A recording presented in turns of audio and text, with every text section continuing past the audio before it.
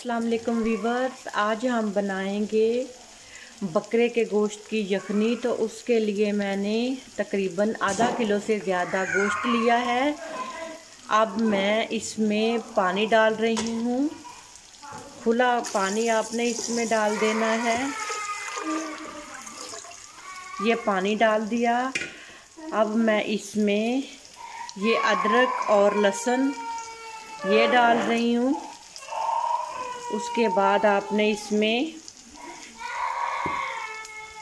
नमक डाल देना है। आपने अपने जायके के हिसाब से नमक डाल देना है और इसे पकने के लिए छोड़ देना है। मैं इस पे प्रेशर नहीं लगा रही, आहिस्ता आहिस्ता हल्की आंच पे इसे बनाऊंगी ताकि ये लजीज बन सके। अब मैं इसे ढक देती हूँ। बग़ैर प्रेशर के ही मैं यखनी बनाऊंगी। व्यूअर्स देखें, हमारी जो यखनी है वो आहिस्ता आहिस्ता से पक रही है। मैं साथ साथ इसे चेक कर रही हूँ। इसका पानी ये देखें, लहसुन के जोए और जो अदरक मैंने डाली थी वो भी आपको नज़र आ रही होगी। तो ये मैं हल्की हल्की आंच पे ये बना रही हूँ। अब इसमें मैं इसमें थोड़ी सी हल्दी ऐड कर देती हूँ, थोड़े जायके के लिए, और इसे हल कर देते हैं।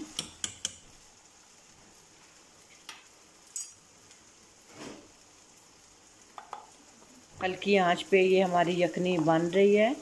तकरीबन 2 से ढाई घंटे लगेंगे गोश्त गलने में, लेकिन ये बहुत ही जायकेदार बनेगी।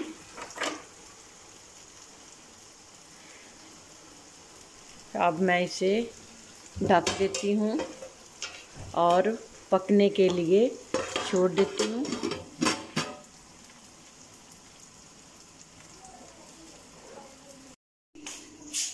व्यूअर्स, यखनी का पानी हमारा आधे से ज़्यादा सूख चुका है, लेकिन गोश्त को गलने में अभी देर है, इसलिए मैं इसमें अब पानी और थोड़ा सा ऐड कर रही हूँ।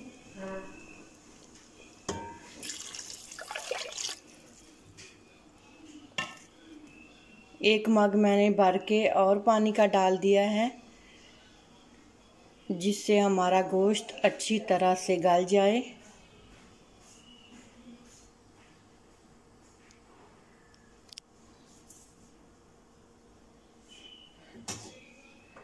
अब दोबारा से इसे ढक देते हैं।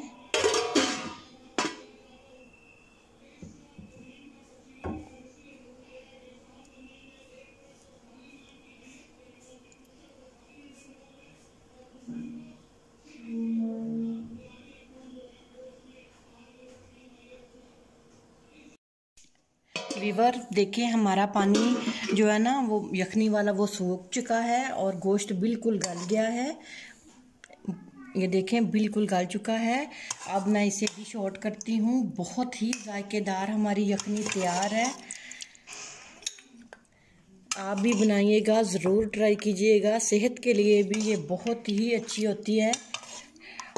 बहुत ही जायकेदार बनी है मटन की यखनी। आपने भी ज़रूर ट्राई करना है और मुझे बताना है।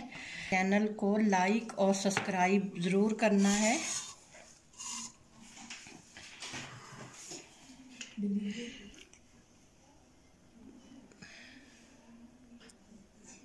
आपने मेरे चैनल को लाइक और सब्सक्राइब ज़रूर करना है। मुझे दुआओं में याद रखना है और मुझे ये ज़रूर बताना है कि ये वाली यखनी आपको कैसी लगी। मेरे प्यारे प्यारे व्यूअर्स को मेरी तरफ से अल्लाह हाफिज़।